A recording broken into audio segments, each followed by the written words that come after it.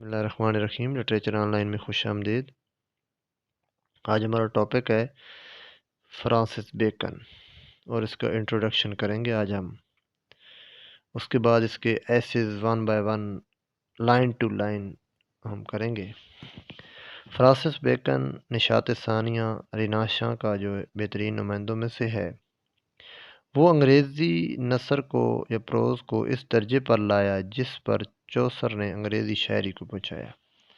جس طرح چوسر نے پوئٹری کو ایک مقام پہ پہنچایا، اسی طرح فرانسس بیکن جو ہے وہ پروز کو اس درجے پہ لایا ہے۔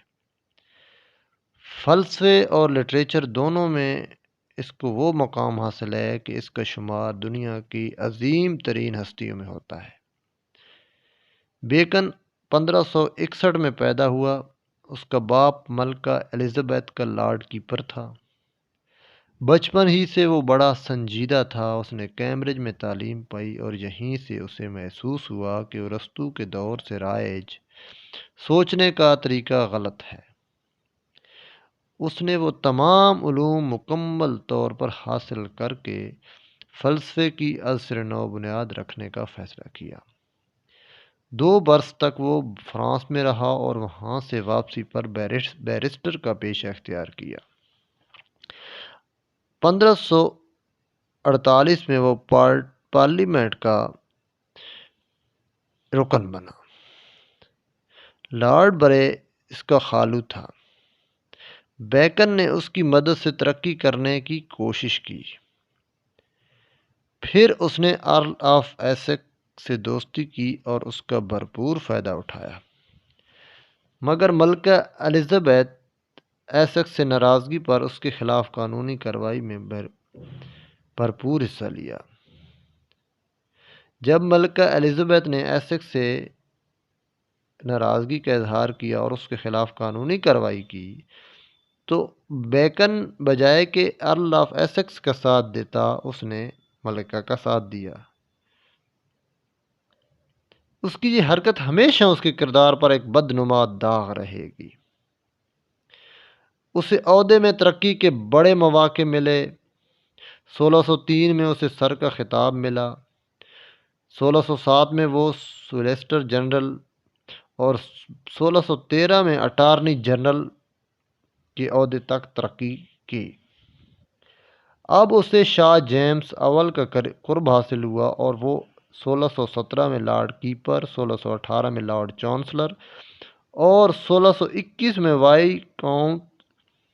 وسکاؤنٹ ایسٹ ایلبانس ہوا۔ اسی سال وہ رشوت لینے کے الزام میں پکڑا گیا اور اسے سزا ہو گئی۔ 1606 میں اس سے ایک رئیس بیوہ سے شادی کر لی، مگر اس کی ازدواجی زندگی نہایت تکلیف دہ تھی۔ وہ اپنا زیادہ وقت علم حاصل کرنے اور تصنیف و تالیف میں گزارتا۔ اس کا کردار بڑا عجیب و غریب ہے۔ ایک طرف وہ بڑے اعلیٰ ذہنی درجے پر نظر آتا ہے اور دوسری طرف بڑے پست اخلاقی درجے پر۔ اس کو پوپ نے سب سے زیادہ عقل مند، سب سے زیادہ شاندار اور سب سے زیادہ کمینہ انسان کہا۔ ذہنی اعتبار سے اس سے زیادہ عظیم ہستی شاید ہی ہو۔ اس نے فلسفے میں انقلاب برپا کر دیا۔ انڈکشن کے طریقے کا موجد ہوا جس پر آج تمام سائنسی علوم کی بنیاد ہے۔ اس نے سکولسٹک نظام کو رد کرتے ہوئے 1620 میں اپنی نئی منطق پیش کی۔ اس نے لاطینی میں نووم آرگینم لکھی۔ یہ فلسفے کا عظیم شاہکار ہے۔ بیکن علم اور علم حاصل کرنے کے طریقے میں انقلاب لایا۔ وہ سائنس اور سیاسی طریقے کا موجد ہے۔ اس کے طریقے کو 50 برس کے اندر تمام یورپ نے مان لیا اور آج تمام علوم بشمول سائنس، ادب اور اسی طریقے کی پیروی کر رہے ہیں۔ فلسفے کی تاریخ میں اس کی بڑی اہمیت ہے۔ اس کی انگریزی تصانیف 4 ہیں۔ چاروں نثر کے مختلف اصناف کی سنگ بنیاد ہیں۔